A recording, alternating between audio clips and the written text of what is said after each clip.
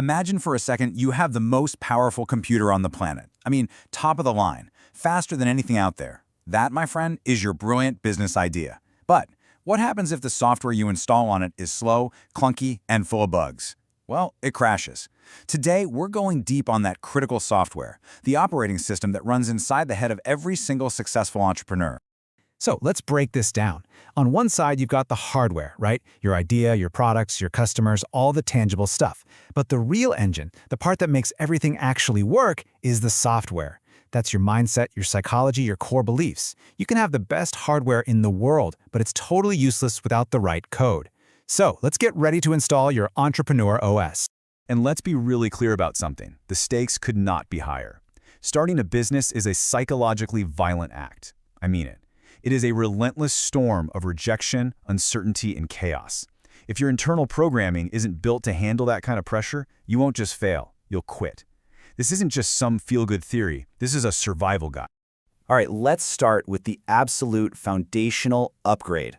This comes from the incredible work of psychologist Carol Dweck, and it's all about making the shift from a fixed mindset to a growth mindset. Honestly, this is the bedrock of all entrepreneurial thinking. This slide right here perfectly captures what I call the employee trap. Look at the left side, the fixed mindset.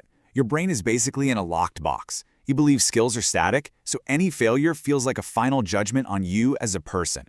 But now look at the right, the growth mindset. Here, skills are like muscles that you can build. Failure isn't an identity crisis. It's just a sign that you need another rep in the gym. You're not bad at sales, you just haven't learned how to sell yet. Now, to really make this shift, there is one phrase you have to surgically remove from your vocabulary. It's just a single sentence, but trust me, it's the toxic code that kills more businesses before they even start than pretty much anything else. And here's the replacement. It's so simple, but it's unbelievably powerful. I will figure it out. You see, a fixed mindset says, oh, I'm just not a tech person.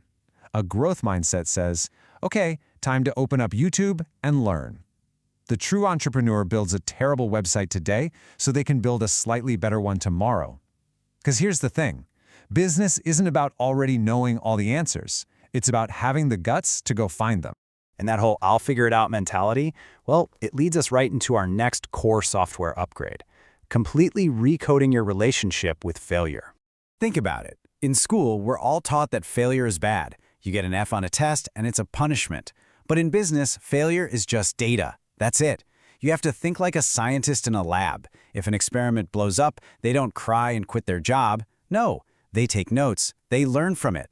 That failure provides priceless information that gets them one step closer to the formula that actually does work. This brings us to a really fundamental shift in what drives you. The employee mindset? It's driven by the fear of risk. It asks, what if I lose my money? What if I'm embarrassed? The entrepreneur, on the other hand, is driven by the fear of regret. They ask a totally different question. What will my life look like in 10 years if I don't even try this? It's a completely different emotional game. Now, this does not mean that entrepreneurs are just reckless gamblers. It's actually the opposite. They are masters of the calculated risk. They don't bet their life savings on some crazy whim. No, they spend $100 to test an ad. If it fails, who cares? They've only lost $100, but they've gained a ton of invaluable data. They test small, they fail cheap, and they learn incredibly fast. Okay, this next mindset is, and I mean this, it is non-negotiable. If you can't master this one, please do not start a business. It's the power of delayed gratification, the ability to work for a much, much bigger payoff way down the road. You've probably heard of the famous marshmallow test, right? The kids who could wait to get a second marshmallow ended up being way more successful later in life. Well, business is the ultimate marshmallow test. A job gives you a reward every 2 weeks like clockwork. It's called a paycheck. A business might demand that you work for an entire year with zero pay, building an asset for a future that right now only you can see.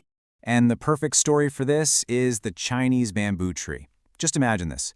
For 5 straight years, you water it, you fertilize it, and absolutely nothing happens. Nothing breaks the surface of the ground.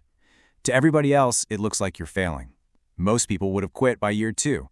But what they can't see is the massive, complex root system that's growing stronger and deeper underground. Then, after 5 long years of invisible work, It just explodes. 90 feet in just 6 weeks. That overnight success that everyone sees was actually 5 years in the making. That, right there, is the entrepreneurial journey. So, how do you react when things inevitably go wrong? Because they will. This next mindset shift is all about learning to see problems not as obstacles, but as the actual raw material for your success. When a problem pops up in a big corporate job, the first instinct is often to find someone else to blame. That's the victim mentality. It points fingers at all the external factors. But when it's your own business, there's nobody to blame. You have to have the owner mentality, which looks for internal solutions. The economy is bad? Okay, I need to create a more affordable offer. You take total ownership. And you know what? That's the big secret. Uber, Airbnb, Amazon, none of them were founded on some grand complex vision. They were founded because somebody got annoyed. They were annoyed with trying to find a cab, annoyed with expensive hotels, annoyed with slow delivery. They just decided to build the solution instead of complaining about it. Entrepreneurs get this. Every single complaint is a business plan in disguise. Okay, we've covered a lot of theory, I get it. So let's make this intensely practical. I'm going to give you one simple tool you can start using literally today to begin upgrading your mental software. It's called the what-if reframe.